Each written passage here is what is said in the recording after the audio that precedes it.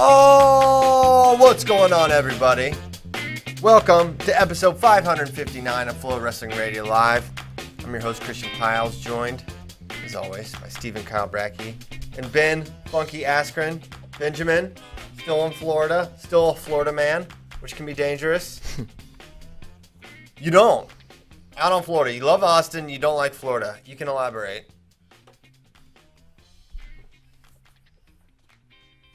Oh.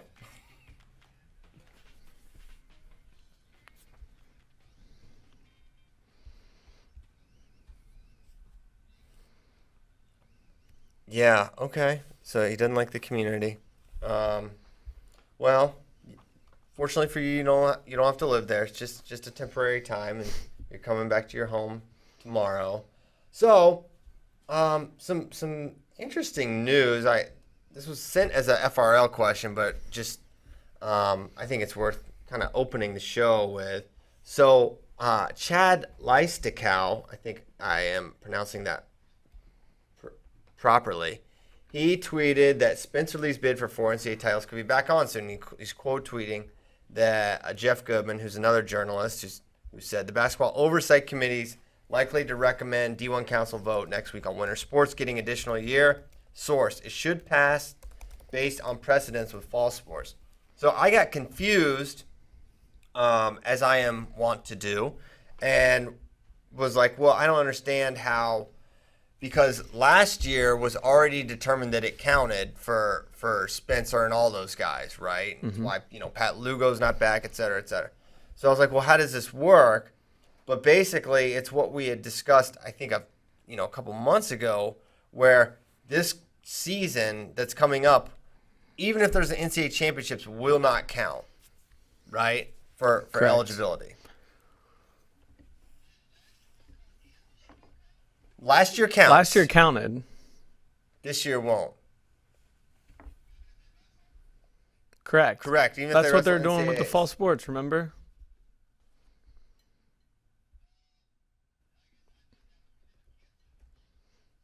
No, they did it no matter what because they didn't know what kind of season they were going to even be able to get in. They were planning on having a season, but they wanted to protect the kids in case they didn't have a season, so those kids didn't end up like the winter championship and spring championship sports last year.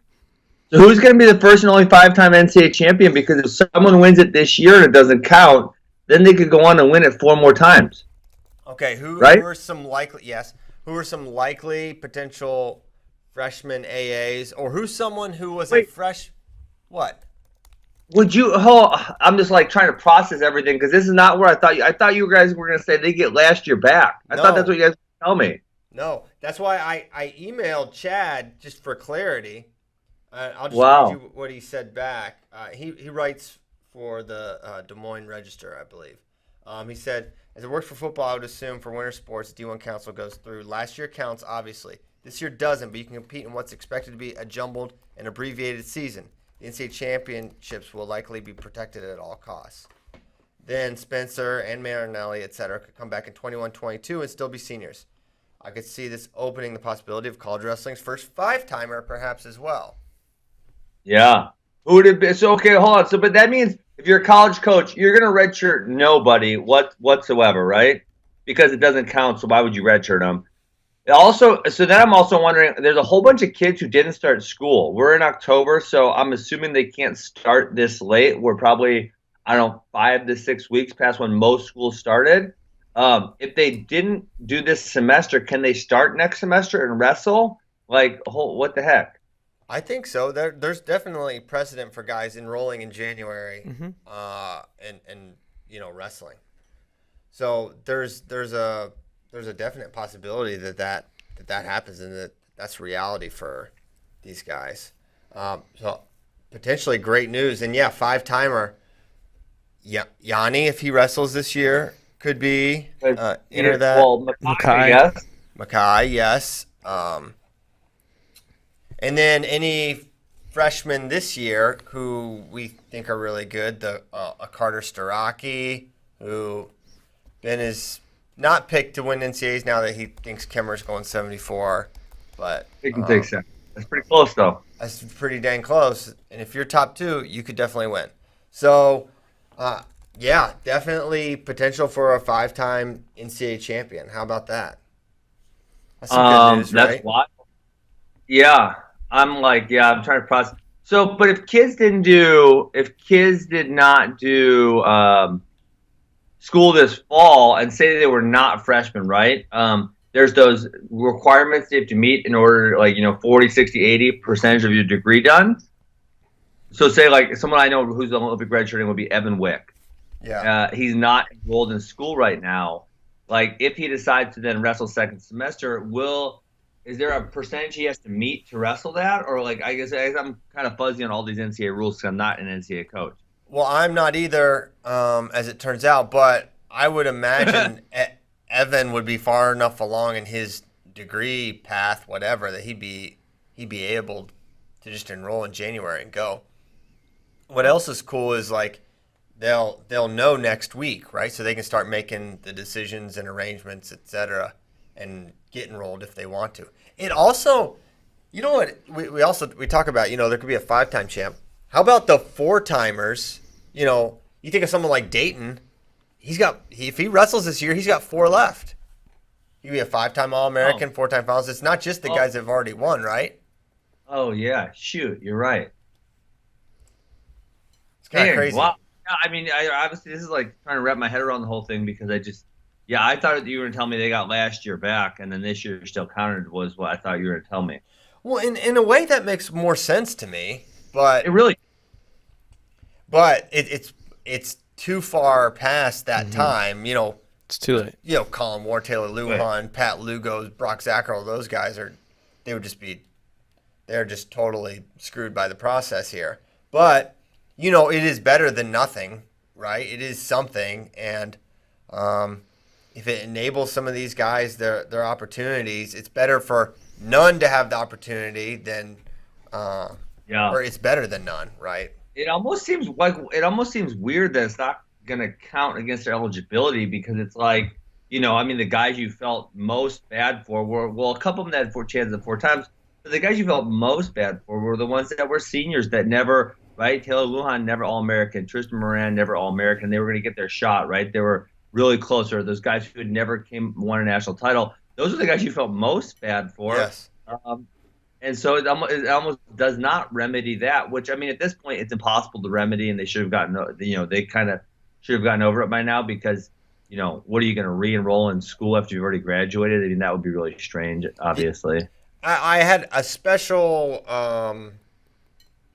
sympathy for guys like Aaron Brooks and Spencer who had multiple red shirts available and wrestled because, their team needed them and that they would be left sort of empty-handed. But yeah, I agree that the Colin Moore and those stories are the finality of it made it worse. But for those guys, it's a special thing as well, and I'm glad that they'll potentially be back. So next week, and it should pass based on precedence, which means while we were thinking totally zany NCAA season with a lot of good guys not wrestling. Now, if you get a free year, everyone should wrestle. No one should wrestle. Everyone's going to wrestle their best lineup, theoretically, right? Unless with you've got... What's that? With the red shirt, it's anyone they were going to red shirt, they're going to put in the lineup now. Yeah, they're going to wrestle their best teams. And the other thing you can do is, all right, let's say I got a stud freshman. I don't know who it would be, but he's redshirting. I'll throw him in a duel, right? And maybe he won't be our guy for conferences because he can't start, but I can give a true freshman some matches, and then, he doesn't wrestle at NCAAs, and it doesn't mess with his eligibility. Yeah. Yeah, obviously Keegan I'm thinking about, he was obviously going to redshirt. Now, why would he? It doesn't really make a whole lot of sense. It's going to add some lineup confusion to a lot of teams because where they thought, oh, hey, we're going to do this year, we're going to redshirt this person. Like Missouri, well, there's not really a spot for Keegan right now. So if you can beat those guys, I guess he can get in the lineup. And if he can't, then I guess he just stays on the bench and redshirts like he was planning on doing, right? Yeah, but, for someone like Keegan and other athletes, man, the extra motivation now, like, hey, I could fight for a starting spot. And someone like Keegan and the other tough freshmen could really, make things interesting. Because, when you're redshirting and you're just training for, the Matttown Open and then, other things. Well, there's no open this year. Yeah, and there will be no opens this year. It just kind of reduces the focus. And the focus would be even further reduced when you consider, they wouldn't have anything to train for, really. But now if, you could be in the lineup for a freebie year, in a way, that's, super juicy incentive. Man, that's kind of. A few people have asked about scholarships in the Facebook chat and the way that they did it with spring sports last year and the fall sports. If you are a senior and take advantage of this additional year of eligibility, you don't. They just don't count towards the scholarship count. Interesting. So, thinking about some freshmen. Go ahead. No. Okay. This makes me think about. Is it Kyle? Is it football where they can play a couple games and still redshirt? They play 4 games. Okay, that this makes me so excited. So I wish they would do that with wrestling, where you could throw a redshirt in 2 duels or something, right? Where maybe someone's hurt or sick or whatever, and you could throw a redshirt in there. That would be so much fun. Yeah, and think about for Penn State, they could wrestle Robert Howard now at 25. They were going to redshirt everybody, is what I heard previously. Yeah, I heard similar, and it would change things if they didn't. So, all right, I'm looking at the big board here. Who do you think would go as a result of this? Braxton Amos is not enrolled currently. Would he enroll at Wisconsin and then go right away if there was a free year? Got to assume. Why wouldn't he? They're not good at 97, I'm pretty sure. Keegan O'Toole, we just discussed. Who would be at his weight class? Well, he's got. I don't even know where he would end up weight wise right now. He's 65 or 57. Well, you have Mahler, Jake Hughes, 49, 57, 65 is Mahler, Jake Hughes, Mako, all of who made the NCAAs last year, obviously. I think they're all ranked top 20 right now. Obviously, Keegan and Hayden have been friends since they were 8 years old. Mm-hmm. So that would be a real shame to knock your friend out of the starting lineup. Yeah. I mean, I watched those two go this summer. I don't really know who wins. I mean, Peyton was home quite a bit. Peyton's quite a bit bigger than Keegan is. So, I don't know. They did some really good goes this summer. I don't know who really wins. Yeah. Patrick Kennedy, I don't think probably fits with. I think he's a 65. Well, 65 or 74 is Marinelli. No, he's beating either one of them dudes. Negatory. Though he's really good. Bo Bartlett, he's probably, could someone like Bo go 49 or Nick Lee goes up and he goes 41? Yeah. You could see that because it was Verclaren there last year. And Verclaren could just beat those guys out. Yeah, he's probably not beating RBY or Nick Lee, but Bartlett's not. Yeah. Man, this makes Penn State's chance. Oh, the NCAA is just trying to screw Iowa, Christian. This makes Penn State's chances so much better. I mean, Iowa was essentially going to win uncontested this year, had Penn State redshirted everybody. And now if you think, okay, Penn State wrestles everybody, they have a legitimate shot because they're going to go probably Robbie Howard, RBY, Nick Lee, Verclaren, Berge. I mean, they got to fill in that 57 spot. It's not that great. Then Lee, Staroki, Brooks, Beard, Kirkland, but I got to assume he's going to wrestle also. You would think I still think that's a couple rungs behind Iowa when you consider. But it's competitive. It's competitive. It juices up. But what guys are we adding there that we wouldn't have? I guess. Well, I heard that Kirkland was going to redshirt. I heard that Brooks was going to redshirt. I heard that Nick Lee and RBY were going to redshirt. So. Well, that would have been a lot of people. Yeah. Yes. Okay. How about the Oklahoma State guys? They could throw Ferrari right in the lineup. Michigan? I think they might. John Smith will wrestle a true freshman for sure. Yeah. Michigan, yes, because they had that lineup flexibility with the Olympic redshirt dudes. Yeah. What about Cornell? Maybe Cornell? Well, I don't. Yeah, Cornell. I wonder. there's things a little different. It's not like the eligibility thing. It's like they can only be in school 4 years type of thing, right? So yeah, they cannot compete in athletics as a graduate student is the rule, right? Right. So how would they do? So Yanni can't be a 5-time champ then, because there's no way he could take. He'd have to like purposefully flunk classes. I mean, I would do that if I had a chance at 5 title. Just saying, Yanni. I doubt I'd imagine, given that the Unless Ivy he grad transfer somewhere. Or you could grad transfer somewhere. What if he grad transferred somewhere? Can you imagine having Yanni leave your team and go somewhere else? He would never do that, though. I don't think. How would he? He's got to fail some classes. Well, he can still. Maybe he's not going to be a 5-time NCAA champion. Maybe he's going to say, you know what? I'll just win the 4 and make some teams. Jason Bryant's in the chat, Christian. He's saying 8 semesters, no grad years. So does that mean Yanni could not take fall semester a couple years? Is that what that means? Oh. But that's what they do in D2 and D3. That's what Chaz Tucker was going to do. He had like 1 semester. He could have like done nothing in the fall, come back in January, and then been their guy for 33. So, yes, you can kind of play around with it like that. That's what he'll have to do then. He'll have to do no fall semester and only spring semesters for a while. We're really putting the cart it can't even see the horse anymore. That's how far ahead of it is. But you know what? Sometimes speculation is the most fun. So, I mean, this is fun. I mean, because you just opened up a whole box of options that weren't open to me 30 minutes ago, and so I'm trying to walk through all the possible things that could happen because of it. Well, yeah, it went from maybe one of the weakest NCAAs ever to potentially the toughest when you consider everyone's going to wrestle their best lineup, which never happens. No, there's never a scenario where everyone wrestles their best lineup. Yeah, never. Right? This would be the only time. Right. That there's no reason to not wrestle everybody. You just throw everybody in there and go. Let's do it. So, yeah, could be an extremely exciting NCAA season, albeit abbreviated and not going to start till January. Would be still really exciting. So, fun stuff there. Good stuff from Jeff Goodman and Chad Leistico. Hope I'm saying his name right. Cool stuff. Okay, hey, Ben.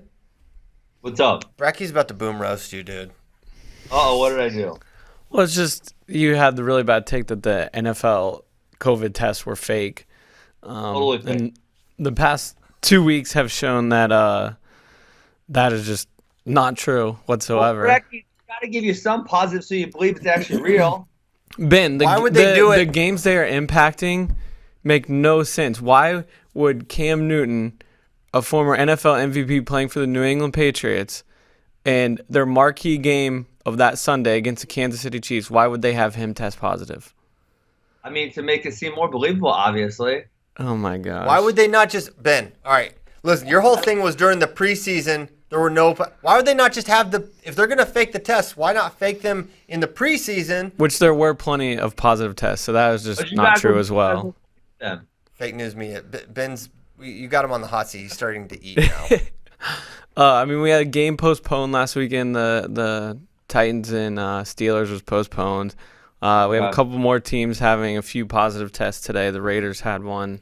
The Titans are still having positive tests. Another Patriots player tested positive. So all right, we get it. They're doing a good job of faking it. So I'm glad I was on the right side of that one. Yeah, the right side of history. History will remember Bracky favorably, Ben. I tested positive. I tested negative twice this week. Just FYI. 2 negatives is a positive in multiplication, so. That is true. That's true. That's the one math thing I know. And I'm not going to forget it. Okay. Senior Nationals week. It's starting Friday. They changed the schedule slightly. So we're gonna be done pretty early on Sunday with men's freestyle. But it starts Friday with women's freestyle and Greco. Greco's all start to finish on Friday. Half of women's freestyle Friday, the other half Saturday, and then men's freestyle Saturday and Sunday. How many Greco loopholes were there? Because I saw the Broadnagles were wrestling in Greco. I know they did a little bit of Greco in high school, I think, but I don't remember them doing it the last couple of years. Well, that's what's tough is a lot of these kids did it in high school at some point. But someone like Nino Bonacorsi, I'm sniffing that one out. Yeah, no way. Well, that one was funny because he was like literally one of the first 5 people registered in the entire tournament. Like the pit threw their name in the registration. Yeah, for freestyle. And then like a month later comes back and registers for Greco. That was going to be really funny because it's going to be obvious guys who is doing the Greco loophole because now the NCAA is putting out this legislation that they're going to get the free year. No one's going to need the Greco loophole. Well, it's better safe than sorry in this scenario, and that we don't know for sure what the NCAA is going to decide. An NCAA making a bad decision should surprise no one. Yeah. Therefore, cover your bases. So yeah, there's some that like a Nick Ramo. He was good at Greco. He's a Fargo Greco champ. I think Alex Thompson won a Greco title. At least made Greco finals in Moshe Fargo. Schwartz. He was good at Fargo. Good at Fargo. Good at Greco. Brock Hardy's good at Greco. Ridge Lovett. Nebraska got a Greco squad. Yeah, because they have Taylor Vince was good at Greco. I don't know if he registered, but he was. They have Peyton Robin for Greco. I know. Yeah, those Minnesota and Illinois kids are all good at both. Correct. Both styles. And he was a Paulson kid. So. And Paulson. So yeah, there's some pretty obvious loophole guys, AJ Neville's, but I'm here for the loophole. I think it's smart. I'm glad they're doing it.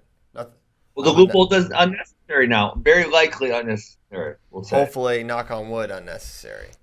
Braxton Amos is in Greco. He won a couple Fargo Cordell titles. Norfleet, I've never seen that guy do a Greco contest. Really? He's in Illinois. Illinois usually gets all their guys to do Greco at Fargo, so they win. I don't remember him at Fargo, though, either. Personally. Yeah. I'm sure it probably happened, but I don't recall him wrestling at Fargo. But yeah, they do make their guys double up. So, okay, exciting stuff there. And do we want to get into, because the seeds came out, and some of them made sense and some of them didn't, but that's okay. It's kind of hard to seed. Where do you see Gabe Dean? He's been retired since 2017. Yeah, that's just awkward. Can we do picks today? Because I know I'm not going to be able to be on the full show today. And I want to make Bracky do some more push-ups. So I think we do finals, picks, and champions today. Okay. Also, I won Who's Number One. Yeah. The prediction contest. I crushed it. I killed you guys. He knew his stuff there. No, you killed my one match. You killed Piles was terrible. He should get fired. Man, why are you always trying to fire me? Christian, you only got 5 matches right out of 14. CP was 5-9, Ben was 8-6, and I was 9-5. So I guess I didn't crush Ben. You obliterated him. Listen. Brutal. Okay. Let's pull it up. Let's go over the seeds. We'll do finals picks and champions picks, okay? Finals picks and champions. Yep. Does that work? That sounds great to me. All right, so I don't know if Tyler, if you want to pull up like the seeds for weight, we'll just go weight by weight. And yet, as Ben mentioned, he won't be on the show tomorrow for very long. He may say hey from the terminal, but who's to say if it'll work or not? So we won't be able to have a fully developed preview. So we'll do it now. We'll do these dang predictions. So looking at the top 12 seeds, and again, if you watch the show on video, it'll be a lot better because you can like see the seeds. But for those of you that aren't, because most of you actually just listen in your car or whatever on your phone, top seed Vito Rujau, 2 Cruz, 3 Zane Richards, 4 Frank Pirelli, 5 Jack Mueller, 6 Shelton Mack, 7 Sean Russell, 8 Skylar Petrie. I'm not gonna read all 12. Yeah, those are pretty much the contenders there. Although Jacob Camacho at the 10, I am excited about. That is interesting to me. That one's really interesting to me. Camacho? Yeah. Yeah, completely agree. There's a few guys I'm super excited about. Other dark horses that I like here, or someone I'm really excited to watch. Dom Serrano's in at 57. Really liked him in high school. He's at Nebraska now. So yeah. I could see him making a little run, potentially pulling an upset. If nothing else, it'll be cool just to see where he's at. Matthew Ramos was a cadet world champion, which is certainly notable. Sam Latona. Oh, yeah. He's in the bracket? How did I miss that? Sam Latona. Nice. Yeah, so a lot of D1 heat here. I still can't even see him. He won a Fargo title, right? At like a really small weight class. I know he had a crazy match with Colin Shriver one year. He ended up losing that one, but yeah, I think he did win the next year. He's gotten much bigger though since then. And better. Yes. He's really, really good. Okay. So looking at this, it's tough to envision. I could see guys making runs here, but Vito, Cruz, Zane, I could see like a Pirelli and Mueller maybe knocking off a Zane or a Cruz, but I feel like very confident that Vito's gonna probably make the finals out of the one spot. What do you think, Ben? I was actually just thinking about what him and Jack Mueller look like if Mueller can get by Frank Pirelli. I think Jack Mueller and Vitali is very competitive, if not almost even. Jack Do you not Mueller like and that? Jack and Vito? Yeah, I'm sure they've competed before, right? Yeah, they have. Vito won. It was like 9-6 or something like that. Really Yeah. good match. 2017 Junior World Team Trials. We almost had this match at on the July 25th card, and then Vito got injured. Or am I Beat the misremembering? Streets. Beat the Streets. Beat the Jeez. Streets, yeah. Yeah, because they both wrestled at July 25th. So Yes. I do agree with that, but I think Vito's he looked really good in the Alvarez match. Yep. I just think he's got a little more freestyle savvy. He's gotten so much better since their last meeting. Yep. So I feel strongly about him. But you want to pick Jack Mueller? I'm gonna go Cruz over Richards in the finals. I'm sorry. I meant Cruz over Richards in the semis. I'm gonna go Ruja over Richards in the finals. I'm gonna go Richards over Cruz. Is that what I meant to say? Richards over Cruz. Did I not say that? No, you've said Okay. you've said three different results. None of them are what you meant. I totally blew it. Here's what Richards over Cruz in the semis. A Ruja over Richards in the finals is what I meant. Final answer. All right. So Zane has beaten both these guys, both Cruz and Vito. As was pointed out to me by, I believe, young JD Raider yesterday. But then, you know what? I'm kind of like doing a twist here with Cruz. On the one hand, didn't look great against Gilman at the end. But on the other hand, he looked really good against Gilman until he hit the wall, right? And who's going to bring Darian to the wall in this field?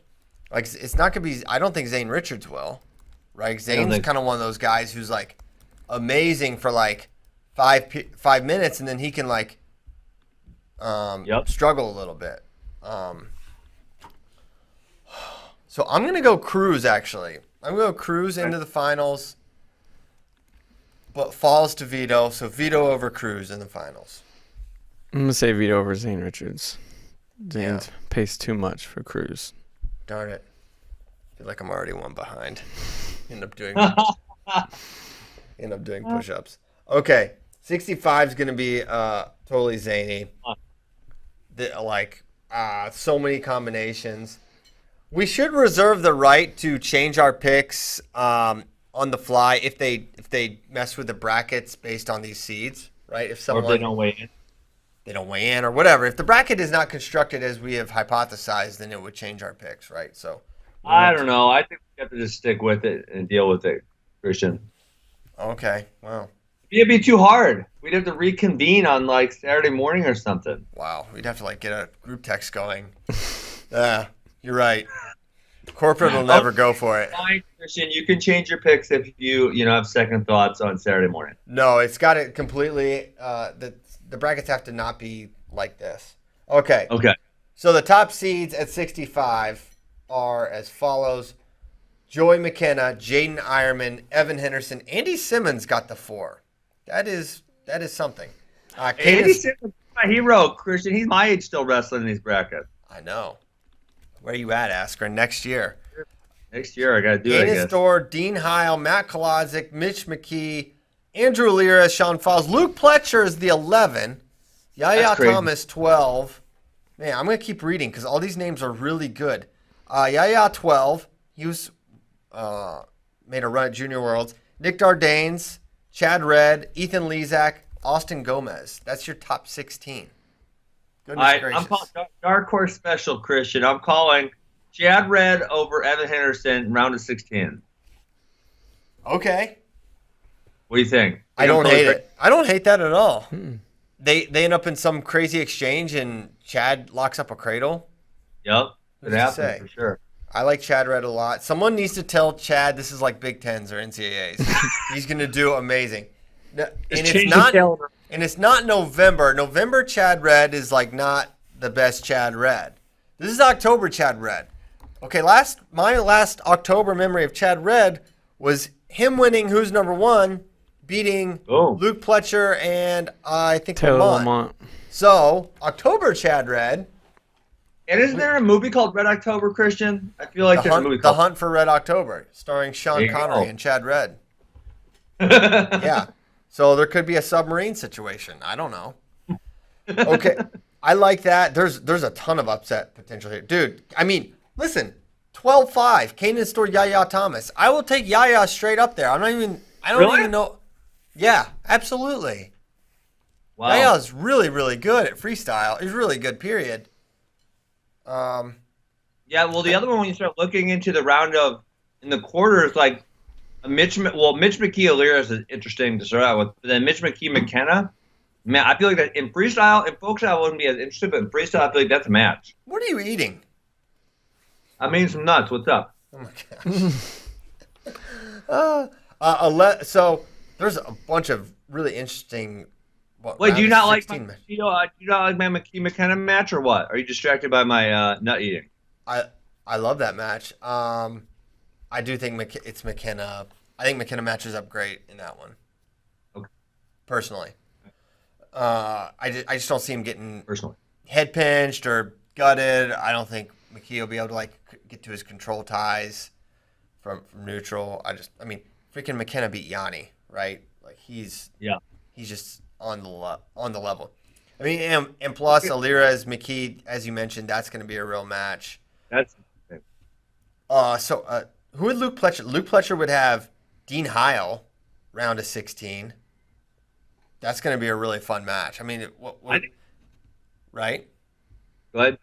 Yeah, I think that's competitive as well. I think Dean Heil maybe gets him. Another one I'm looking at, Christian, would be how about Kolodzic Ironman? There's so many freaking good matches here. That's a really good one. That's super fundamental versus super scrambly. They have definitely wrestled in college, right? Hold on. I feel like Matt Kolodzic's freshman year. I feel like it would have been maybe he was a sophomore. I feel like Ironman beat him at NCAAs, Yes. didn't he? He did 6-2. Ironman freshman year.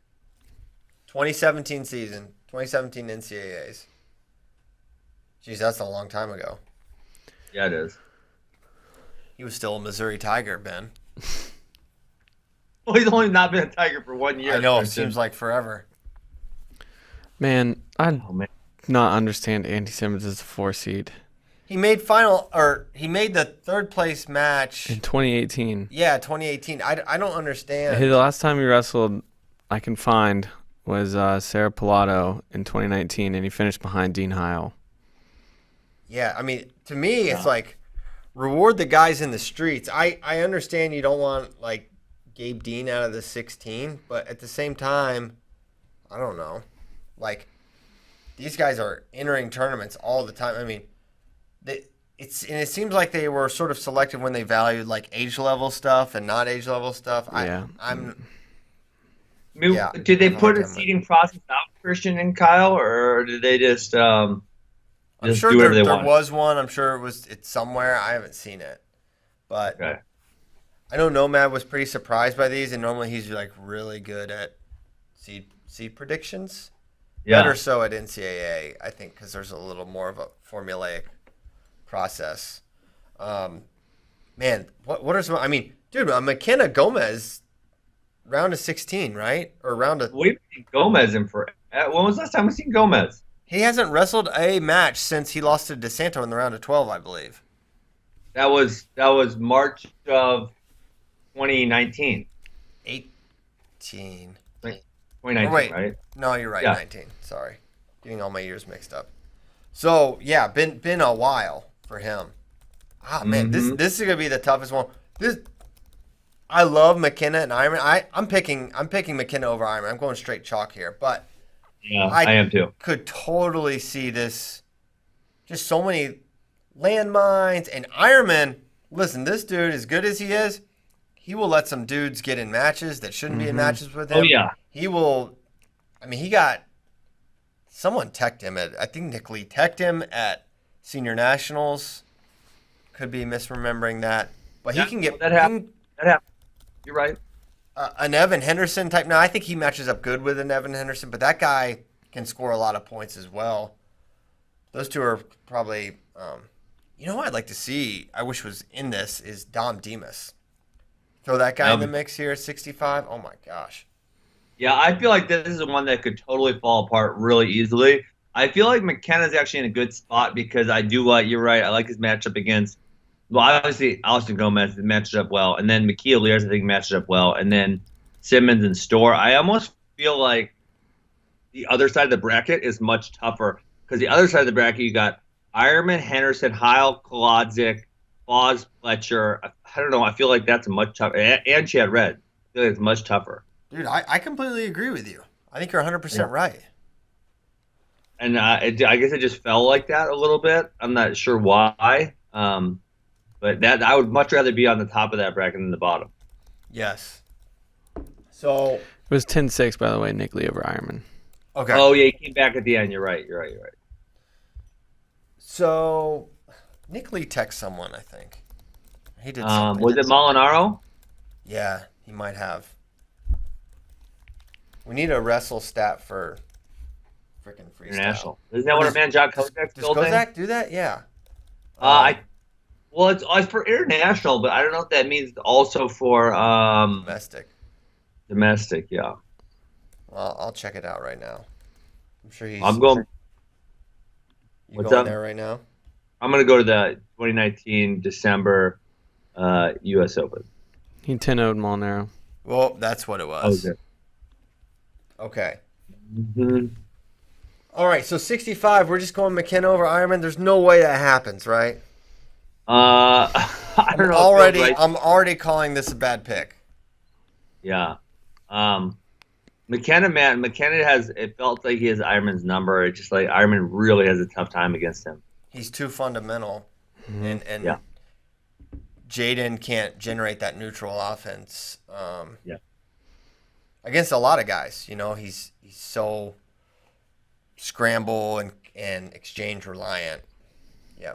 And it matches up well. But you know what? I've seen so many examples of like, okay, he just matches up bad, and then for whatever reason, the other guy just figures out a way to win. And you know, we also have that element of, you know, we haven't seen these guys in a while, especially Ironman. I don't think we've seen since Senior Nationals, or I can't recall watching him wrestle.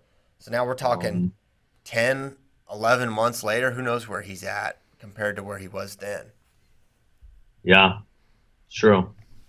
So this is the most, I don't know, maybe 74 is, but I think 65 is the most combustible potential bracket. Dude, I can't wait to watch Ethan Lezak. I don't care. I think that's going to be fun. And him versus Ironman is going to be that'll be a fun match if he doesn't get like pinned immediately. I feel like Lezak's not good on bottom, so Ironman could lock up something on top and maybe put him away. I don't recall his parterre defense. I think he was primarily a folk style guy most of his life. Like I don't remember him competing a lot in freestyle. No, you're right. You're exactly right. But doesn't mean I'm not excited for it. So yeah, you like the upset of Red over Henderson. I don't hate that. Nick Dardane's over Andy Simmons is a definite 13 over 4. That could happen. You could flip a coin for all these. Gomez over McKenna. Yeah, all these, the lower seeds are gonna win. It's gonna be great. It's gonna be Gomez versus Lezak for the title. You ready for this? Hold on. Say it again. Can we put this? I said I have an over/under for you. Are you ready? Ready for this bet? And we can put it as a point in the doc. Okay, yeah. Okay, over/under. We'll say 2.5. How many 9 through 16s beat 8 through 1s in this bracket? Over under 2.5. You say? Yeah. In this Just in 65 though. Only 65. Just at 65. Oh, so there's 8 times it could happen. 8 times it could happen. Yep. Yeah. No. I'm right there. I'm right between 2 and 3. Red, Dardanes, Thomas, Pletcher. Pletcher's got a good shot. Alira's got a decent Foz shot. probably can't beat Koladzic, but Alira's could beat McKee, maybe. You know what? I'm taking the under, actually. I'll take the under. What did we set it at? He said 2.5. Yeah. 2.5. 9 through 16's over. I'll say over. It's gonna get crazy. I'm going to go over also. All right. I could be on the wrong side of history yet again. So 74 is maybe as interesting as 65, but it is not as deep, as you will soon see. So top seed, Logan Massa, Evan Wick, Anthony Valencia, Ryan Deacon, David Carr, that's a quarter, Hayden Hidley, Joey LaValle, and then CJ Brucky, Dan Valamont, Bronigal, Headley, Durso, who is out of retirement after beating... Looks pretty good. Who did he beat? Malik. So, to me, my mind starts spinning when I look at this, and I'm like, okay, how is Logan Massa not gonna win this? And then I have to remember, this dude beat Makai Lewis, he won Senior Nationals, and he just beat Bexod a month ago. It's like, I don't know how you can logically pick against Logan in this, but my I don't know. I just have this impulse to pick Ryan Deacon to win this thing. And it's Really? Yes, I just want to pick him, but I don't think I'm going to. I'm going to fight against it. But I really want to pick Deacon to beat Carr and then Massa. I just think he's so dang good. But I'm not going to do it. I could do what everyone thinks I'm going to do. Freak Yeah, out. well, Christian, I think it's interesting that essentially the 1, 2, and 3 at 157 pounds last year are now the 4, 5, and 6. So guys that will kind of get to see a little bit of finality from what would have been the NCAA bracket last year is going to kind of play out here with these guys. Right. So what are your thoughts on how you see this bracket playing out? Yeah, I think Hidley Valencia is really interesting, and I think Deacon Carr is really interesting. I'm gonna go Carr over Deacon, upset special here. I know what happened at Vegas. I'm gonna say Carr got it figured out. I'm gonna go Mass over Carr. I'm gonna go Wick over Valencia, and I'm gonna go Wick over Mass in the finals. Oh boy, here we go. Come on, Badger Max. What are you doing? Hey, sometimes you gotta pick with your heart, not your head. Okay. Seating here confused me as well. Elaborate. Well, Ryan Deacon won the U.S. Open in 2019 and made Final X and beat James Green. That's a fair argument. I thought that gave him the right to be the 2 seed, but I guess not. Why would at least 3 seed? I mean, I guess if you had put him over Valencia, you'd also have to put him over Wick because those guys, what they placed 4th and 5th or 4th and 6th, 4th and 5th at the U.S. Open in December. Yes. And I would value winning the U.S. Open and making Final X above those. Yep, that's fair. And if you're just looking for seeding criteria too, he went undefeated and was number 1 seed heading into the NCAA tournament. Yeah. I think Deacon, and he really, as a result of that, his draw is brutal. Right. I mean, you have Carr in a quarter, whereas if he were the 3, well, it's not much better because you have Hidley. If he was a 2, he'd have Joey LaValle, which you're feeling a little better about. Sorry to the Tigers. But now you have Massa in the semis as well. And Massa is on your side. That you have definitely the best guy is on your side of the bracket. So I don't understand. That's something that could change. But right now, I think that's probably going to be it. I looked historically speaking. Evan Wick is 3-2 against Logan Massa. Has 3 wins, 2 losses. So these guys have competed frequently. Well, is that folk style? Yeah, it's folk style. Okay. Well, Logan Massa is better at freestyle. He just won a tournament that Evan entered. Not just, but in December. That matter, obviously. Yes. Let's see where they ended up on the brackets in December. Where is Massa at? Okay, so Wick's the 3. Oh, I forgot Wick lost to Valencia earlier in the tournament, 9-8. Valencia is an interesting wrinkle here because he's really good. He kind of gets it's tough to when you're making predictions. Remember, this is freestyle Anthony Valencia versus folk style Anthony Valencia. They are very different entities. I'm an idiot. I looked at the April 2019 U.S. Open, not the December one, and Tommy Gant 10-0'd Logan Massa. I totally forgot that. With a 4, a 2, a 2, a 1, and a 1. Wow. And then Gant made Logan Massa.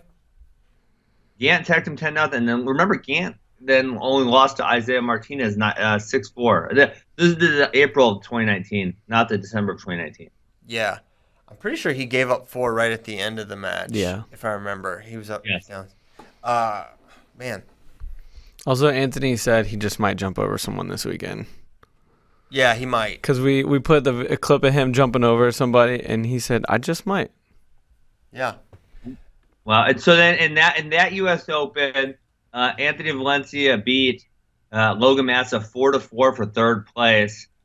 Wick actually got knocked out by Jared Frayer 10-9. I remember that match. I actually remember that match. Yeah. Okay, Bracky, who are you gonna pick here, dude? Man, I want to pick Ryan Deacon, but pick him. Don't be scared, homie. Yeah, put it out there, dude. I'll take. I would do it if I were you. I'll take Logan Massa over Hayden Hidley. Ooh, he loves the Hoagie Bros. I actually think being on the other side of the bracket helps Hayden out. I don't disagree at all. I think Hayden's super interesting in this bracket. I mean, him versus Valencia, I could see him getting just completely blown through and lose. Oh, I cannot. I could see, dude, come on. Or I could see him. You can't see that? When is he even blown through? Yeah, when? It just doesn't happen. I can see him just shutting Anthony completely down. Yeah, I mean, that's more likely. Didn't Hidley wrestled? Who did he wrestle in the U.S. Open Finals when he made? Chamberlain. And it was really competitive, right? It was like 2-1. Mm-hmm. Right, but yeah. I'm looking, that blow through you guy wasn't, I think, around for. There is a place where that happens, but I can also very much see Hayden just controlling him with an underhook and him not being able to get to his double leg from space. That's what I see. Yeah, but then you got him beating Wick too. Yeah. How does that match go? I mean, that's probably the same thing. He probably Evan's a high volume attacker, so he probably tries to shut him down. Is what I would venture to guess, right? Yeah, I can see it. Man, I kind of like that. Massa over Hidley. If he makes the finals, he can absolutely beat Massa. I mean, if you beat Valencia and Wick back to back, absolutely. I'm looking. Okay, so Hidley went through Pammy Pantelio to make the finals in 2018. Ryan Deacon took it that year. He beat Hidley or Pantelio, who's very good at freestyle. He'll blow through you. He also Hayden made a U23 team and beat Deacon in 2 out of 3 to do it. Last second Yep. takedown. Man, you almost swung me on all things. I'm gonna go Massa over Valencia. Jeez. All right. But I have to. That means I have to trust Valencia for basically an entire tournament. Which I'm on. Every pick I make, I regret it immediately. All right, hang on. So Don't worry. I wasn't writing our picks down. We need to do this. I'll tell you Sunday. Who I picked. Nope. Right now, 57 kilos. I didn't. I was slacking. So CP took Vito over Cruz. Vito over Cruz. Vito over Zane. Yes. Zane. Okay. And then 65, I think we all had McKenna over Ironman. McKenna over Ironman. So that's not happening. So we all got that one wrong. We all picked it. We all got it wrong. And then Kyle on the over 2.5. I think. What'd you say? Oh, and then the 2.5. Yeah, and you took the under. Yeah, I took the under. Y'all took the over. Yeah. Okay, I got it. And then Ben, who are you taking here? You took taking like Massa over LaValle or something. Wick over Massa. Yes. Totally happened. You couldn't get LaValle in the mix too. Well, he lost quarters to Wick. Oh yeah, shoot. If only they split those two up, could have all been final there. And shut up. Will you shut up, man? Also, while we're talking about the Hiley brothers were on the Banter show yesterday, and it was really awesome. Those guys are great, and they talked about they did a lot of play wrestling this summer. Nice. So I feel like play wrestling for them is them like punching each other in the face. Well, it was funny. They talked about it, how hard it was for them, and they said like they would do it for like an hour, and they'd be like, "Did we just even like work out? Like what was that?" Like I can still feel my arms and legs. Yeah, and they talked about some of their celebrations. It was just a really good interview. Those guys are a lot of fun. They are that. So 74 is gonna be fun. 86 though, my gracious. Man, 86 guys. I didn't realize that Venz and Labriola got entered. I don't know why, but I think they're really interesting at the 11 and the 12. Absolutely, they are. Right? Yes. Incredibly interesting. And as we look at the top 12, Nate Jackson, Gabe Dean, Trent Hidley, Brett Farr, Drew Foster, David McFadden, Taylor Lujan, Max Dean, Rocky Elam, Devin Skaska, Mike Labriola, Taylor Venz. I'm not sure. What did Elam do? I think he's junior world team, correct? He made a junior world team? Didn't he? Is he the one? He's not the one that made the finals, though, right? The Elam. No, well, his older brother Zach made the junior world final. Right, Rocky has not made a team. Yeah, I don't understand it. I don't. Feels like Elam at the 9 is a little high. It's weird.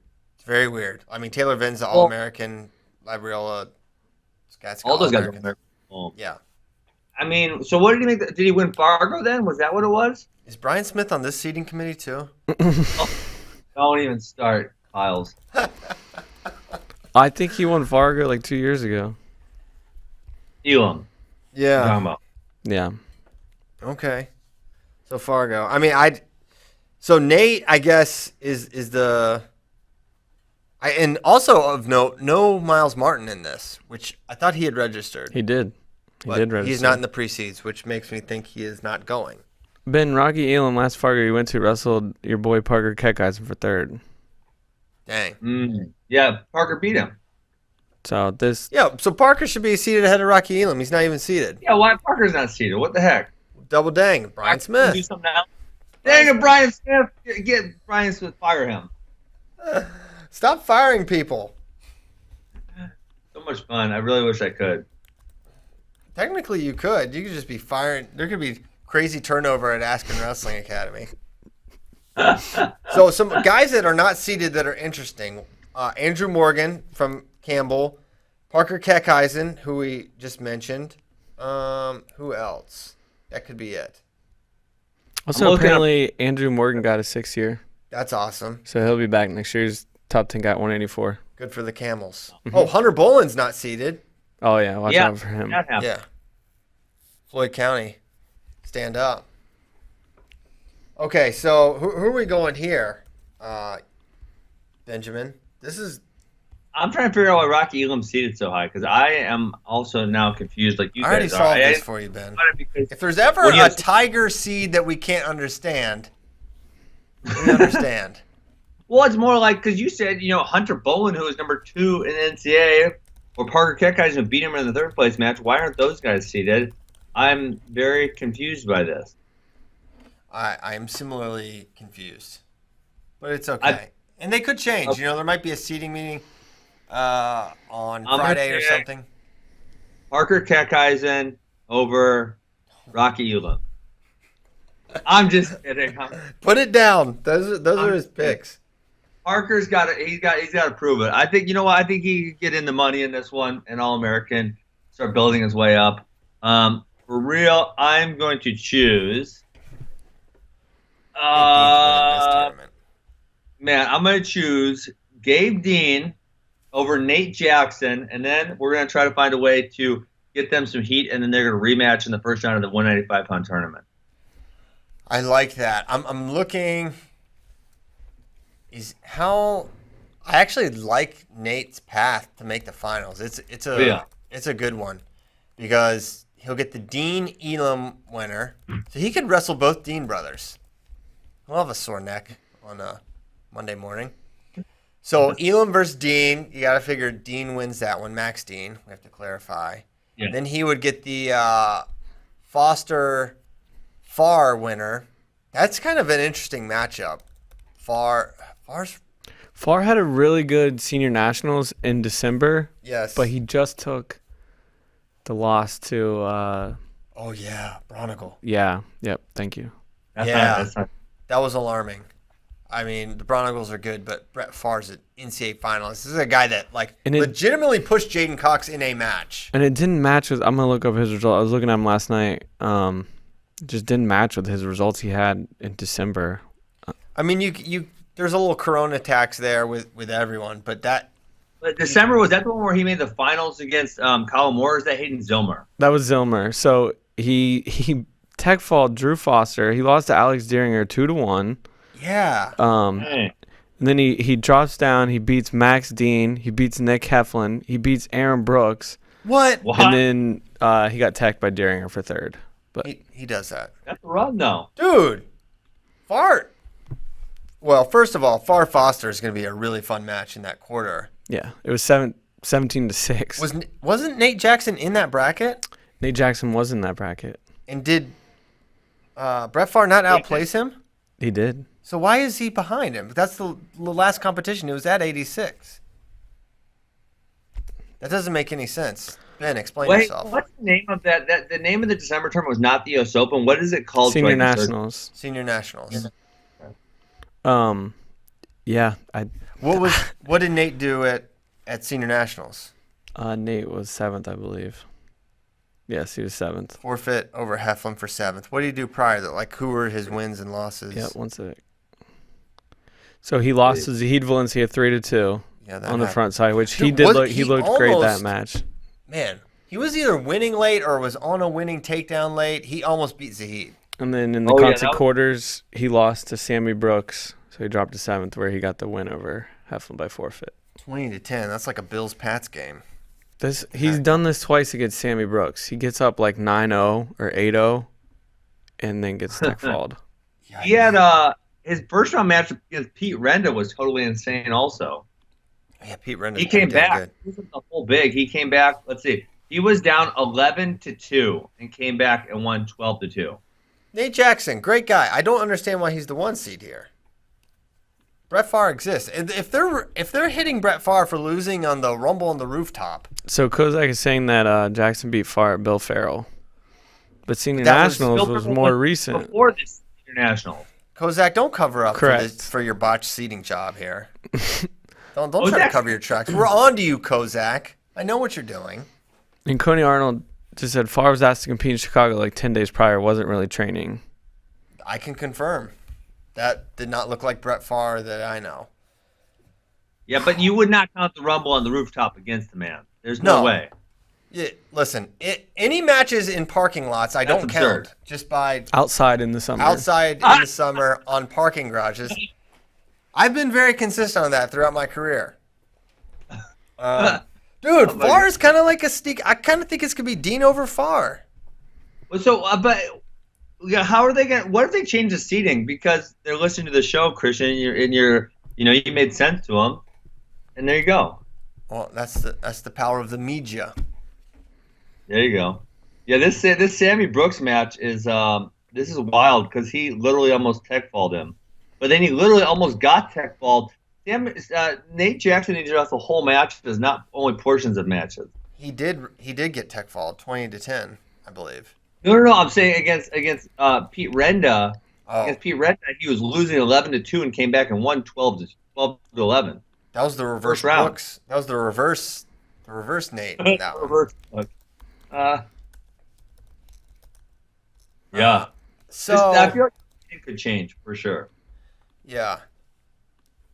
So I'm going to go, in light of that, the trip down memory lane for Brett Farr. I mean, so hanging with Daringer, a win over Aaron Brooks is like really legit. That guy's fantastic at freestyle. Made his Millie legitly. There you go. And he had another, what was his other good win? Oh, Nick Heflin. Yeah, I'm going Dean over Brett Farr. The legendary quarterback. Two legendary quarterbacks, because Gabe Dean was a total beast high school quarterback. He really wanted to play football in college. Yeah, and so at the 2019 U.S. Open, the April one, Farr lost 12-9 to Nick Heflin, but he beat Bonacorsi, Max Dean, Miles Martin, and then he lost to Sammy Brooks, 7-3. Farr did this? Yes, so in April 2019. So he beat Miles Martin too. Yeah, dude, Farr. I'm Team Farr here. It's Dean over Farr. Far more hot cocks. Yep. That was a great Oh semifinal. Great semi. Yeah. So, yeah, in 2019, Farr outplays Jackson. Farr was fourth, Jackson was fifth. That was Downing one, Heflin second, Brooks third, Farr fourth. That was in 2019. I do feel like Nate might match up better against Gabe Dean. Then Brett Farr. Yeah. Yeah, Kinda. it's definitely possible. Wait, What? did Farr beat Gabe Dean at Vegas one year? I He looked might at have. 2018, He should have. Brett Farr was not in the U.S. Open. No. Sorry. By Vegas, I mean the Cliff Keen variety back in 2016 or so. You can't count 2016. That's come on. I'm dude. not That's counting it for seeding. I'm counting it for we're discussing a potential matchup. I really thought they hit in Vegas. Cliff Keen Las Vegas one year. It was the year where Dean had a really tough Tried to Vegas. sneak it by me. He was entering as Gabriel Dean. Gabriel. Nice try, Gabriel. It was very controversial at the end. There must be something because I think there was the video I just saw was this two or two for who or something like that. Yeah. So, okay, he's wrestled him tough before, so maybe I'm wrong. But I'm going Dean over Farr. I am too. I've convinced myself. Wow. But what's Ben doing? Did he say Didn't I say? Kekheisen over Dean? No, he said Dean over Nate Jackson. Okay. But I do feel like the seeding could be changed. Like, how do you see Trent Hidlay over Brett Farr when Farr's placed at two U.S. Opens in 2019 and Hidlay placed at 0? To me, it seems like they're clearly valuing age level medals, which Gabe. But that's kind of silly. I mean, the U.S. Opens obviously should take preference over the freaking junior trials and junior results. I think I don't know. Because Trent was silver, right? Junior world silver? Bronze. Bronze. Yeah. And then as was Gabe Dean. Correct. So I don't know. But We're talking. Are we talking about Gabe Dean's junior world level medals? The man's like 27. What base? Yeah, I know. I'm trying to find the basis for him to be there. His last freestyle tournament was, 2017. Yeah, I did a little article on 86 kilograms last night. When he wrestles Saturday, it will have been 1,200 days since his last match. Exactly? Exactly. 1,260. Okay. Oh, my God. He beat Tim Dudley for 7th with the last-second takedown. Dang. I feel like Brett Favre should be the 2 seed here. I think you move everyone down. I think you Favre at 2, and then slide everyone right. Slide Dean and Hidley down. That's the only thing that really makes sense here. Favre should be the 1. Well, I could. Well, so your argument against Favre against Jackson is that Jackson beat him in 2019. The argument for Favre is that Favre placed higher at both U.S. Opens in 2019. Yeah. I mean, that's the argument. You're choosing one over the other. Hypothetically, if Jaden Ironman lost to Yanni in a duel and then he goes and places him higher at NCAAs significantly. Okay, you're right. I would put Favre number 1. I put Favre 1, Jackson 2, Dean 3, Hidley 4. Just flip that all around. To use the Tony Ramos quote, it's not my fault he never made it this far. Well, I mean, it's not. He didn't place higher at 1 U.S. Opens, Christian. He placed higher at 2 U.S. Opens in 2019. Yeah. Even the tennis U.S. Open, I think he beat him in that one, too. What about golf? No. Not golf? No, he can't beat Hey, Nate Jackson in golf. USDGC's this week. That's the biggest disc golf tournament on the planet, just in case you're wondering. I was wondering. I was just about to ask if you had any. When's Flo going to start covering disc golf? You guys are making me mad. I've been trying to do that for like a decade. Next week. Yeah, this week we're going to start it. No, next week. Next week. Yeah, next week. Yep. Well, if we do, you'll be our first phone call there, I'm sure. Boom. Okay, we're at 86. Now we go to 97. Kyle Snyder got the 1 here. That's good. Good for him. I mean, I'm going to do something crazy, and I'm going to go Snyder over Zilmer in this one. I'm going to say no. I'm going to say Snyder over Colin Moore because Colin Moore all but beat Hayden Zilmer, if I'm remembering. Did he 10-0 actually? Now I'm remembering that. It was 8 or 9-0 at one point. Yeah. And he's going to shut the door this time. Colin Moore will. That's my opinion. That was a totally strange, a very good match. Great match. Hayden Zilmer's outstanding. Jack Pine Savage. The Jack Pine Savage, as we know him. But I think Colin gets it this time. There's going to be some interesting quarters here. Colin Moore, Ty Walls quarter. Hayden Zilmer, Tim Dudley quarter. Okay, those are the interesting ones. Lucas Davison versus Ben Honus. Man, this Colin Moore Zilmer match. It was Ty Walls, second round, or round of 16. Oh yeah. Schultz versus Honus could be interesting though. Yes. I like that one. Schultz Honus. The Colin Moore Hayden Zilmer match. It was 10-2, and Colin Moore had a leg lace ready to end it, and Zilmer was able to get his head out of bounds, and they stopped it, and then Moore rolled him through. It would have ended it, and then he ended up losing. Dang it! Crazy match.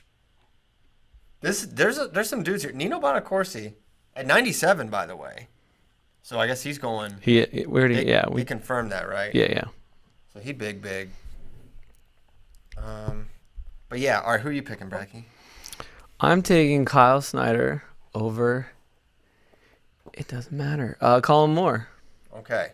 Yeah, I'll say he finished against Zilmer this time. Kozak saying placement at a tournament isn't criteria over head-to-head, which doesn't totally make sense because, obviously there's been a lot of scenarios where someone beats someone in the wrestlebacks. One guy places 3rd and the other guy places 8th, but the 8th place guy has a head-to-head win. Mm-hmm. Right? Yeah, I would disagree with that criteria. Oh, hey, and my man Scott Cleaver is coming in hard too, and he's saying, well, if we're going to use junior world criteria, Lucas Davison as a junior world silver medal, so why is he so low? I don't know. I don't know. Why would Nick Reenham be seated ahead of? Although Nick Reenham did make Final X. Made Final X. Or what about Jacob Woodley? He made a U23 final against Bo Nickel. Mm-hmm. But To me, a junior. I mean, if Junior Worlds is what got Trent and Gabe so high, I don't know why it doesn't help Lucas. Yeah, I mean Trent for sure, because there's nothing else you could point to for Trent that would put him that high. I mean, Gabe Dean, you could say NCAA champion, you could say U.S. Open place winner, but you can't really say that for Trent Hidlay. The only thing you could say was the junior world medal, and you could say the same thing for Lucas Davison. So why is Trent so high, but Lucas is so low? Yeah, I don't know.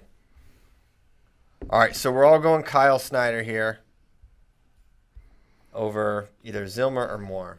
All right, now heavyweight. Who did Ben say? He said over Zillmer. Over Zillmer, and you said Moore. Mm-hmm. Okay.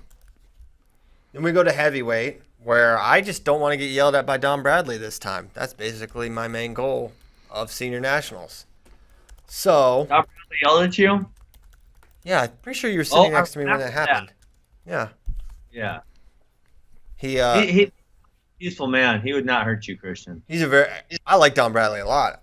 Spent a decent amount of time with him. He's a good guy. He's just really fired up.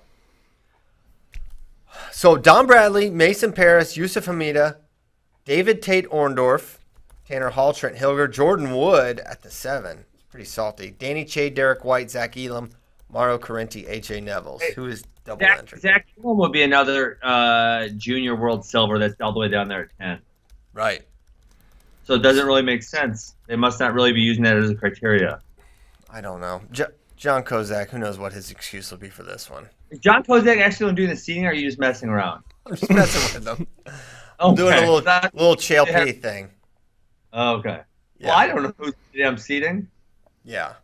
It's Kozak, like I said. Mason Paris is super interesting here. Junior world champ. I don't know how you handicap this potential matchup. I think Dom does actually match up decently against Mason, although there's that just total freak of nature factor that Mason seems to have. But as I said on Twitter, and I'm not going back on it, I'm going Dom over Mason. But Mason Paris. Oh, I thought you were going Mason over Dom. No, like I said, I don't want to get yelled at again. So, okay. And I believe in Don Bradley. I'm gonna go the same, because I think at some point Mason will probably get over the hump, but just not yet. I think Dom probably shuts it down. I'm gonna go like a 4-3, 3-3 win, something like that. I'll get yelled at by Dom. I'll take Mason. He's right here. Kyle Brackey, Don Bradley hater. I'll be wearing my mask. He won't be able to recognize me. Okay. So there it is. We've made our picks. Those are our selections. Going to be a very exciting couple days in Coralville, Iowa. And why don't we get to some questions? Let's do it. Okay. City wrestling guy. I like the two pieces of Who's Number One. Thank you. Now that two pieces have been around a few years, what is our opinion of them? Ben, why don't you start this one? You know what? They're just not catching on. And, I don't really know why. I can tell you unequivocally, from getting people in wrestling, like that barrier to entry that is at a middle school level, high school level, it's definitely an issue. It's not going to solve all of our problems. It's going to give us just a little easier time getting people out. But for whatever reason, it's not catching on, and we've been trying to force it down people's throat for about, 6 years. I'm thinking back to the Dayton Fix Soriano. That feels like a long time ago now. I just don't think it's going to catch on. But I think you never see it at the youth level, right? Like it's always that. Really never. Besides, like flow events is pretty much it. I know, but that's even high school. By then, the kids have been wrestling in singlets for years. I really think it's got to be a movement starting at the youth level, and it just doesn't happen there. It's not the people who've already wrestled. It's not the issue with them. It's the people who've never wrestled, and there is a fairly large contingent that starts in middle school and or high school. There's probably a very large number of those, and that's the kind of people it's affecting. Yeah. Well, my opinion. I think when you're really young, guys, when you're really, really young, like you don't even think about it. You just do whatever your parent says. When you're 7 years old, you don't really think about what outfit you're wearing. You just do whatever your parent tells you. That's like what I'm saying. If you put them in two-piece, then like Yeah. it'll be more like, yeah, this is what I've been doing since I was a kid. This is what wrestlers do. This is, but they're not, and they're in singlets, and they're like, okay, well, I have to wear a singlet. This is what I'm supposed to do, and this is what everyone else does. Yeah. But I think when you're coming into it middle school, you've never done it, and you're considering it, and then you see that's the uniform. It's a different thing. Did you guys see Ivan's tweet the other day? What'd he say? What do you say? It says the junior freestyle squad during first training camp in Worlds in Sochi. Pay attention to new uniform. Ooh. So what's he saying? But look, it has their names, it has weight classes.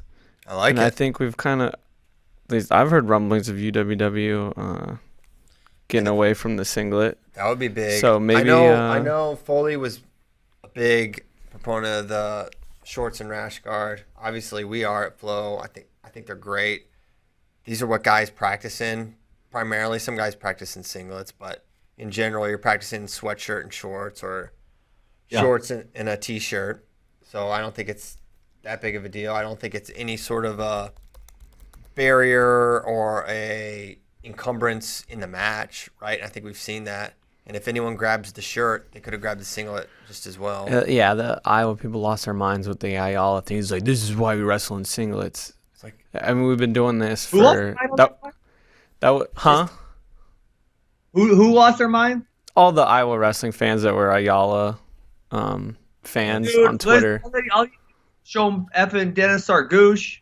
yeah, he literally. That's it. Yeah, you can cheat very easily. Happens. Yeah, if you can grab anything. So yeah, don't blame the shirt. Also, that was the 7th year Who's Number One has had tops and bottoms. That's the first time I can ever remember seeing that happening. Yeah, and then we've done it at Flow Nationals for years. I mean, IL was very clearly trying to grab his shirt. There's not really any argument about that. There's no argument. It was he got penalized, and so it's all good. Yeah, it's all good, and he won the match anyways. Yeah. And it had nothing to do with the shirt. The only thing that would have prevented if there was no shirt or singlet, just a shirtless individual, which I don't think is. Yeah. We tried that too. Yeah. Robert, it did not work. They were too slippery. Yeah, I don't like it. Yeah. It's really weird. I think with MMA, you have the gloves, and that takes away some of the slipperiness. But with no shirt, yeah, they were just way too slippery. It was not good. Very slippery. Yeah, they look great, and we will continue to do them and hope that, the changes continue to happen. But, you see it in college some. Edinburgh will do it from time to time. Edinburgh did it. Maryland pretty much used that as their Maryland primary competition. And I know Coach Clemson's a big proponent of the two-piece. And so, yeah. And more states are okaying it and saying you can do it. So, yeah. Yeah. How many matches do we expect to have on the November card with JB Zahid? I would say 7-ish, maybe, around in there. Yeah, nice. Yeah. I think that sweet spot's like an hour and a half, 2 hours. I think that's kind of the perfect time for the card. That's what I would be shooting for. So I like, 7 I could get down with. 4 to 6 I think is really, really nice. I think that's one of soccer's big advantages. It's 2 hours, you're done every time, no matter what. I think people really like that. I agree. I think it's something that wrestling. And you know what? A duel is perfect in that way too. A 10-match college duel, 2 hours. Yeah. Maybe throw in a 10-minute intermission. Those are the things that are very viewer friendly for fans. Agreed. Can we talk about Bo's Instagram post from last week?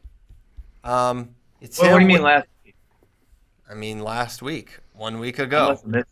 I thought you guys were going to talk about the one where him and Gable went back and forth. Was that yesterday? What? I didn't see this. Yeah, he said, who should I wrestle next? And Gable said, me. And he said, you want some of this, big boy? I think it's joking. But I'm in for it if they're not. Well, I wonder if that'll be on their next Nittany Lion thing. That would be fantastic. Who do you think wins that? Gable? Yes. He's bigger. I see what you're saying. One, he's way bigger. 2, very reasonably could be better. Yeah. Okay. Yeah. So it's him with a giant portrait of a deer, or I think it's an elk. it could be an elk. Yeah. So I don't know. I mean, are you jealous of the fine art that Bo Nickel appears to be collecting, Ben? No, I would not put that in my house. I'm not much of an artwork collector. You know what I'm surprised that you guys didn't bring up, actually, is Chamizo on the horse. I thought you guys were going to bring that up. Ooh, I love that. I love Chamizo on the horse. A lot of the best of the best are riding horses. Sajalayev, big horse guy. Now Chamizo's joined the mix. Aaron Pico loves horses. So His dad still owes him a horse. His dad still owes him a horse, which is interesting. That's too funny. So yeah, not going to get any giant elk in the Askren house, I guess. No, you don't want one. Bracky's the art guy of the group. Yeah, that painting's majestic AF. But Bo's not a fan of the shirts, huh? No, I love it. Top is always popped. Yeah. That's funny. Nah, I don't know anything about art, man. Can Kyle Brackey comment on why he has not had an alien hour about Devil Baby? I was not aware of Devil Baby until you sent me this, but it's definitely going in the queue. I had a good one for last week that maybe we'll get to while Ben's on, because I want him on for this next one tomorrow if we can get to it. We had a really busy show last Thursday, but it can go in the queue for sure. Okay, Devil Baby. A woman gave birth to a child who was fathered by the devil. Kind of a reverse Jesus situation. I'm fine. That baby sounds like it really sucks. So, anyways, we'll have to. It sounds like it's a real Harley Jarvis. Exactly. Okay, Cody Arnold. Does Chael choosing Bubba to wrestle Nolf mean their history is water under the bridge, or is this further punishment of Bubba or it's further punishment and Bubba just doesn't realize it yet? Man, I think it's I don't know why both. Bubba. Yeah, I don't know why he's wrestling Jason Nolf. Bubba hasn't wrestled in many years. Jason Nolf is both very, very good and I would assume much larger than Bubba would be my guess. You know, Bubba fought down, I think he was fighting at 145 pounds, and Jason now is permanently wrestling at 163 pounds. I got to assume there's going to be a size discrepancy as well. Yeah, there's a size, there's a skill discrepancy. It's 100% punishment. It's punishment. I don't know how I think Kale somehow tricked him. There was some violation of team rules that he had to come back and do a grind match against Jason.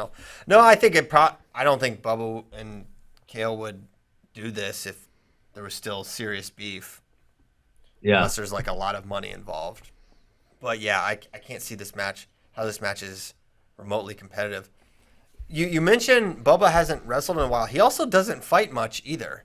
He has like 2 fights in the last 3 years or something. I was looking at That it. you, Doug?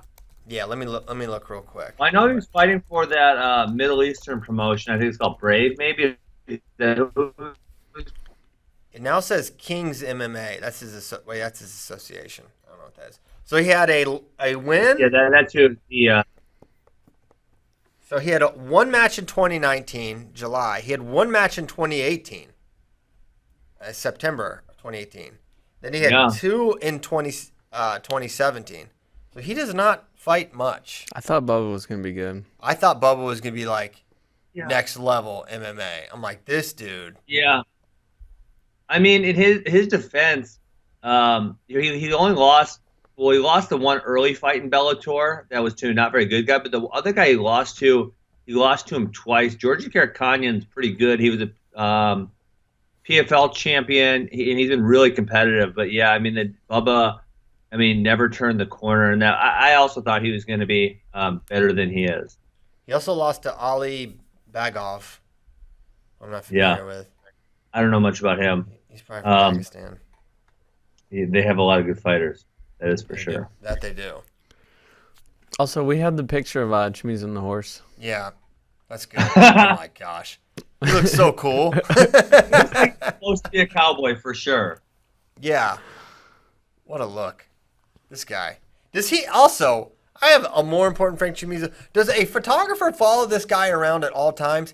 He has a new Instagram post every day. These look like professional Photographs. Come on, that's an iPhone.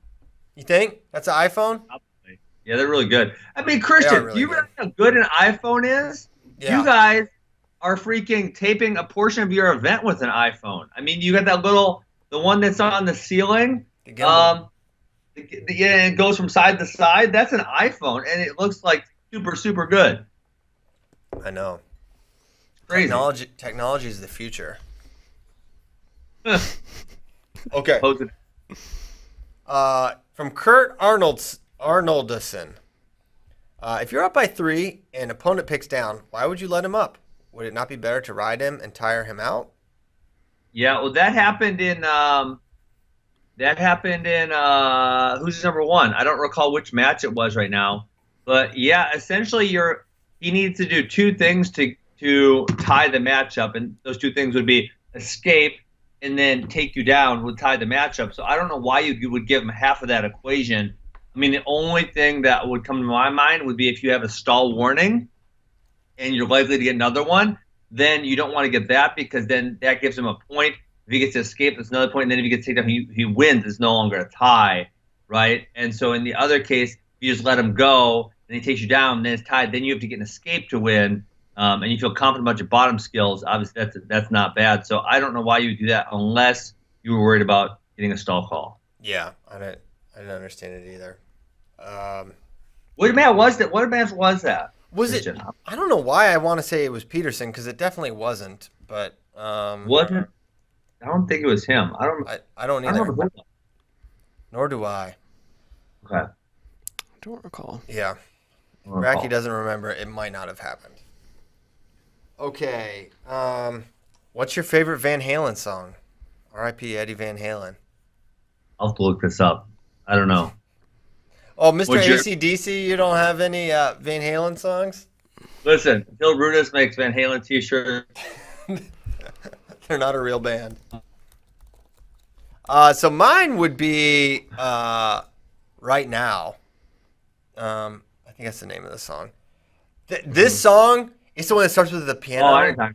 And so I first experienced this song at a JMU, James Madison, basketball camp in like 4th grade. And they sat us in like the media room and they put up like this JMU highlight with this song, which I definitely never heard before. I think it was the first time I like experienced adrenaline from just like watching something. I remember just being so incredibly pumped up watching this video. I was like, oh my gosh, I'm ready to like run through a brick wall in like 4th grade.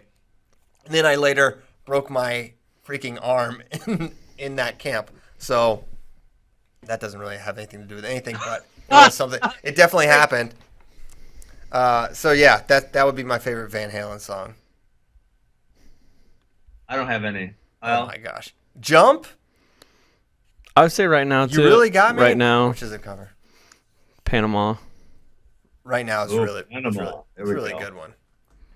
Okay. Well, on that somber note, okay, wait, hold on, one more. Dylan Morrison. Dake and Taylor have 1, and you, as in me, have 2. But is it after having a 3rd child that is giving JB the dad bod now? JB's got a dad bod? Where? I don't freaking I seriously doubt he has a dad bod. I think it's just the fact that he's wrestling at 185 pounds. Oh, God. Man, 3rd kid, I'll tell you. Christian, you don't have a 3rd kid, right? You only have 2. No, just the 2. Dude, the 3rd kid, especially my little butt face won't go to sleep at night. Oh, my God. 3rd kid's way harder. See, that's why we're stuck at 2, probably for good. We got 2 great sleepers, well behaved. They're a lot of fun. So why roll the dice on a little hellion? Space says. The thing is, right now I'm at the stand up. Now when he gets mad, he goes, "I'm mad." Oh, you know how mad he is? It's freaking hilarious. That is funny. Speaking of Van Halen, Space says the best song is Hot for Teacher. Oh, yeah, I'll go with that one. Oh, my gosh. Oh, there's always that teacher. Oh, Kozak just had his 3rd daughter. He's in the best shape of his life. Dang. All right, John. Sick, Brad. Hey, how about instead of bragging about your bod, you get these seeds right, John? Do it, John, or you're fired. It's back on the hot seat. Ben's going to fire you for a job you don't even know you have yet, Kozak. All right. Well, hey, that's a little happier, a little more fun. Children, and JB does not have a dad bod, and I never said it, Jordan. So, yeah, hey, we'll be back tomorrow. More Senior Nationals talk. Metcalf, episode 3, the final installment. It's up on the site right now. It's on the site. Stop listening to us. You can stop right now. I won't say anything substantive after this point. Thank you for listening. Please be back tomorrow. We'll discuss more. Ben will be back for a little bit, and we'll do other things. It's going to be great.